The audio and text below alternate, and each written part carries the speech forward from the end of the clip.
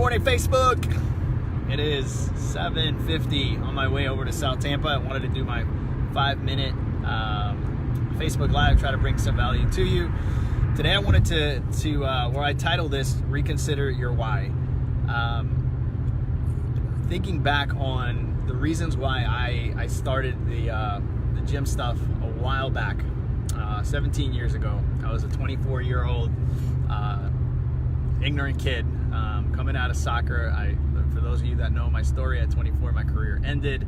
I didn't know what I wanted to do with myself, and so one day, sitting in a cubicle at Chase Manhattan here in Tampa, I was bored out of my mind.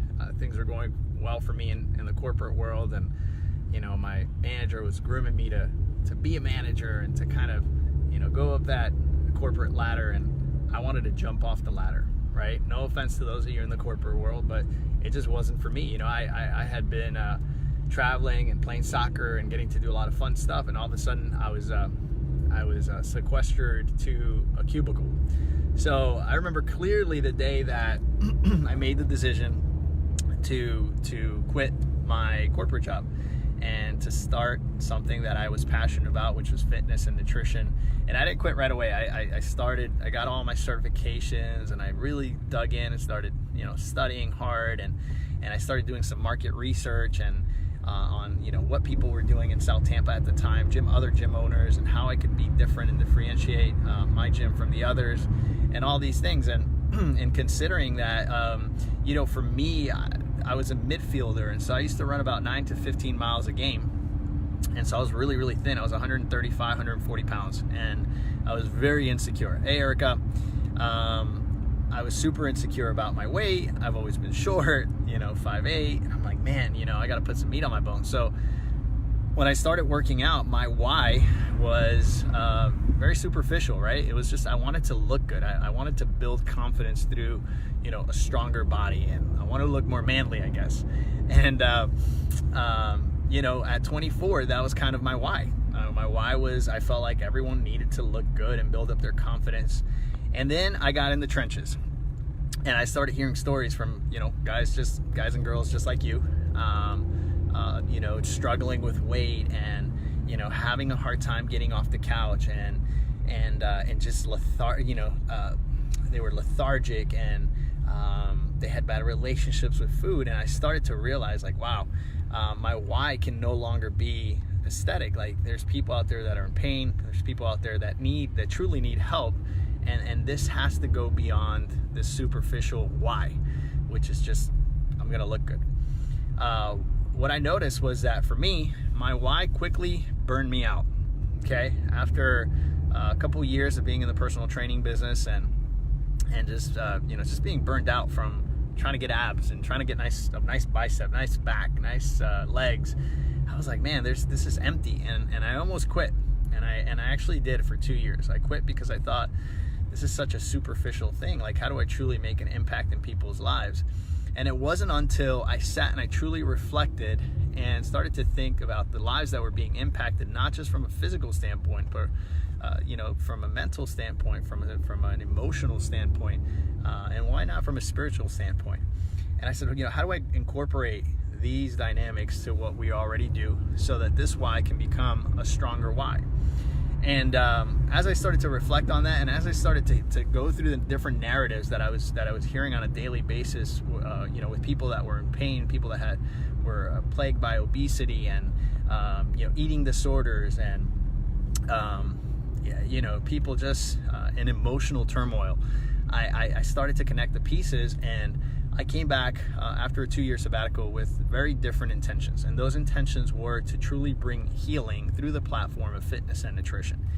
And that, my friends, has been a game changer for me, because the intention then wasn't just to get up and give people biceps or help them lose weight just to look good in a bikini or for their wedding or whatever event they had coming up.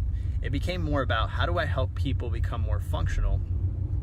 How do I help people get healthy so they can live more functional lives, more effective lives? How do I teach principles that can impact generations to come?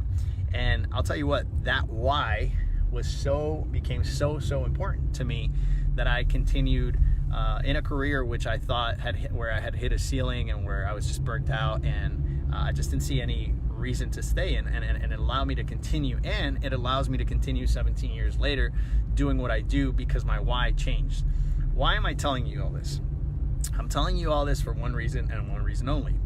Most of you guys here are focused on a 6-week goal, right? You have a 6-week goal to lose 25 pounds, 6% body fat, and that's awesome. That's amazing. We all need timelines in life in order to hit our goals.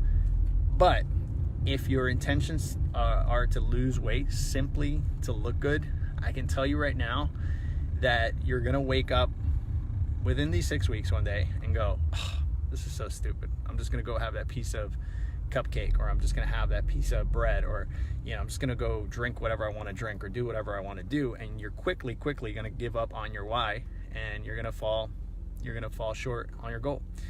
But instead, if you actually reflect on your why and you reconsider that why, and that why becomes more about your kids, your husband, those people that you love, the people that are around you, if you start reconsidering that and you realize that it's more about the energy and how you show up on a daily basis in life, then I'll tell you what, that goal, that motivation will go beyond your 6 weeks, right? This is how things become sustainable.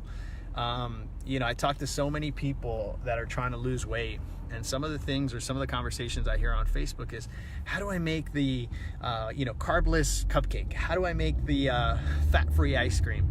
And I always laugh at that mindset, because that's kind of like tippy-toeing around the guidelines, right? Instead of changing that relationship to your food and saying, hey, these foods I'm only going to have on specific dates because I allow that to happen in my life, not because I'm constantly craving these things and these things have so much power over me and I'm just trying to tippy-toe around the guidelines, because eventually you're going to fall back into your normal settings, and this is not going to be a lifestyle change. This is simply going to be another fad diet.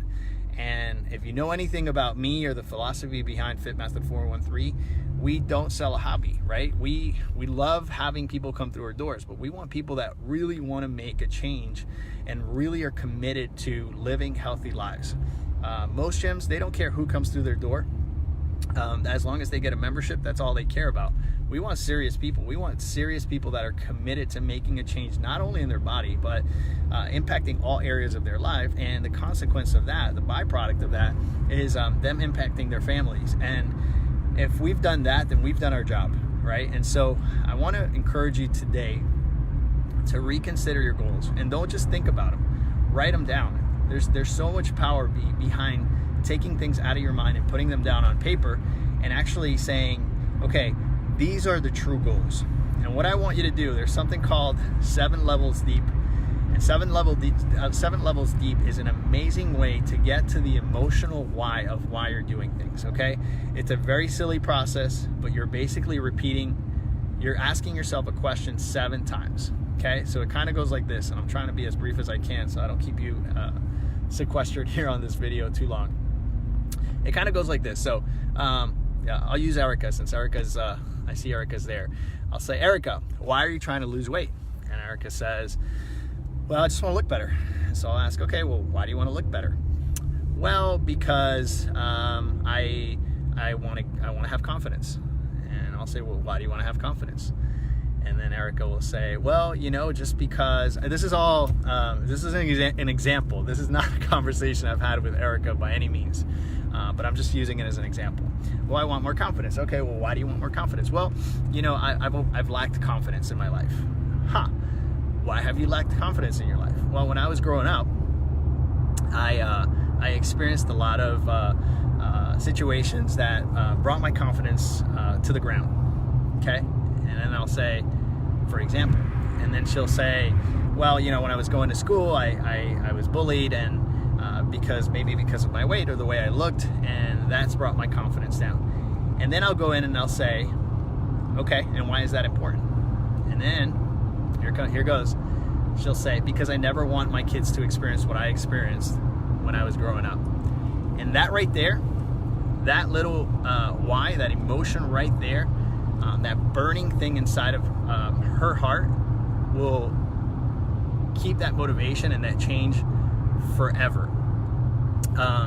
because that's an important why. So you see how we went from a very basic, superficial why to a strong committed why, on why she's now not just thinking about herself, but she's thinking about her loved ones, her kids, and those things are the things that will definitely bring you to a strong why. So reflect on your why today. Use 7 levels deep. Use it just as I did. Ask one question after another until you get to that deep why. And I can promise you that if you do this exercise, this will not be a fad, and your life will change radically forever. I hope you guys got something out of this. Have an amazing Thursday, and I'll talk to you guys soon. Bye.